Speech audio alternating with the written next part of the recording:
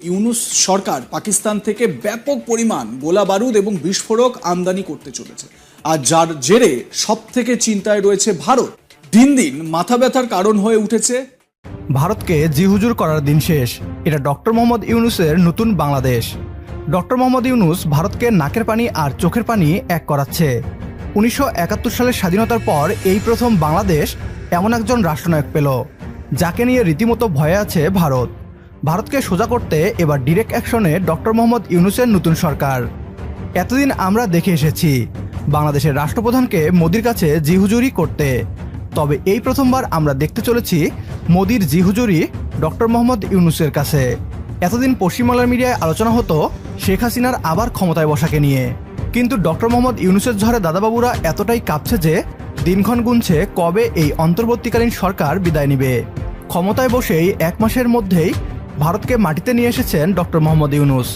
পশ্চিমবাংলার মিডিয়া বলছে মোহাম্মদ ইউনূসের এই নতুন সরকার ভারতের জন্য মাথা ব্যথার কারণ হয়ে উঠছে। কেন ভারতীয় দাদারা ডক্টর মোহাম্মদ ইউনূসকে পছন্দ করছে না, বিস্তারিত থাকছে আজকের এই ভিডিওতে। প্রথমেই দেখে নেওয়া যাক কি বলছে ভারতীয় পশ্চিমবাংলার মিডিয়া। হাসিনা সরকারের পতনের পর থেকে অস্থির পরিস্থিতির মধ্যে দিয়ে যাচ্ছে বাংলাদেশ। শোনা যাচ্ছে ইউনূস সরকার পাকিস্তান থেকে ব্যাপক পরিমাণ গোলা বারুদ এবং বিস্ফোরক আমদানি করতে চলেছে। শেখ হাসিনার বিদায়ের পর বর্তমানে রাজনৈতিক অস্থিরতার মধ্য দিয়ে যাচ্ছে বাংলাদেশ, আর যার জেরে সব থেকে চিন্তায় রয়েছে ভারত। সূত্রের খবর অনুযায়ী বাংলাদেশ সরকার পাকিস্তানের অর্ডিন্যান্স ফ্যাক্টরিকে প্রায় 40,000 রাউন্ড গুলি কেনার বরাত দিয়েছে। সেই সঙ্গে ট্যাঙ্ক, 40 টন RDX বিস্ফোরক এবং প্রায় 3,000 রকেটেরও অর্ডার দিয়েছে ঢাকা। চলতি বছরের সেপ্টেম্বর থেকে ডিসেম্বরের মধ্যে 3টি ধাপে বাংলাদেশকে এই গোলাগুলি সরবরাহ করবে পাকিস্তান। হাসিনা সরকারের বিদায়ের পর পাকিস্তান থেকে যেভাবে সামরিক সরঞ্জাম আমদানি করছে বাংলাদেশ, তা ঢাকা ও ইসলামাবাদের মধ্যে সামরিক সহযোগিতা জোরদার হওয়ার ইঙ্গিত বলে মনে করছেন সামরিক বিশেষজ্ঞরা। দিন দিন মাথা ব্যথার কারণ হয়ে উঠেছে নোবেলজয়ী অর্থনীতিবিদ মোহাম্মদ ইউনূসের অন্তর্বর্তী সরকারের ভাবভঙ্গি। রাষ্ট্র গড়ার অছিলায় নির্বাচনের মাধ্যমে গণতন্ত্র ফেরানোর বিষয়ে এখনো পর্যন্ত নির্বাক তারা। ও অনির্বাচিত অন্তর্বর্তী সরকার আদতে তত্ত্বাবধায়ক সরকার, যাদের কাজ সুষ্ঠু নির্বাচনের ব্যবস্থা করে একটি নির্বাচিত সরকারের হাতে ক্ষমতা তুলে দেওয়া। যদিও প্রধান উপদেষ্টা নির্বাচন নিয়ে একটি কথাও বলছেন না।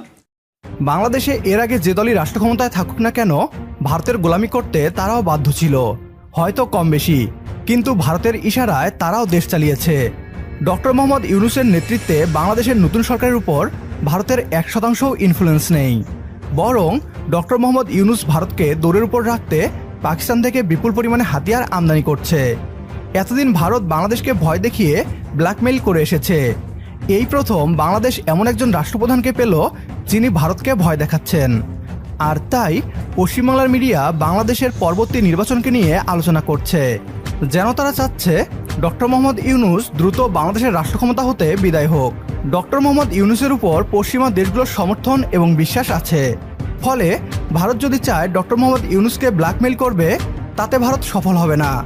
পশ্চিমাদের কাছে ভারতের নাক কাটা যাবে এতে। ডক্টর মোহাম্মদ ইউনূসের এক মাস্টার স্ট্রোক সিদ্ধান্তকে আটকাতে পারছে না ভারত, আর তাই ডক্টর মোহাম্মদ ইউনূসকে সরাতে এখন বাংলাদেশের নির্বাচনের আওয়াজ তুলছে দাদারা। পশ্চিমবাংলার দাদাদের বলতে চাই, আমাদের নির্বাচন আমরা বুঝব। ভারতকে সোজা করতে হলে ডক্টর মোহাম্মদ ইউনূসকে 5 বছর ক্ষমতায় থাকা উচিত। তিনিই পারবেন বাংলাদেশের উপর ভারতের করা প্রভুত্ব খতম করতে। আমাদের সাথে যদি আপনি একমত হন, তাহলে কমেন্ট বক্সে ইয়েস লিখে জানিয়ে দিন আমাদের। সেই সাথে ভিডিও শেয়ার করে দেখার সুযোগ করে দিন আপনার বন্ধুদের। পরবর্তী ভিডিও দেখার আমন্ত্রণ জানিয়ে বিদায় নিচ্ছি আজ। আল্লাহ হাফেজ।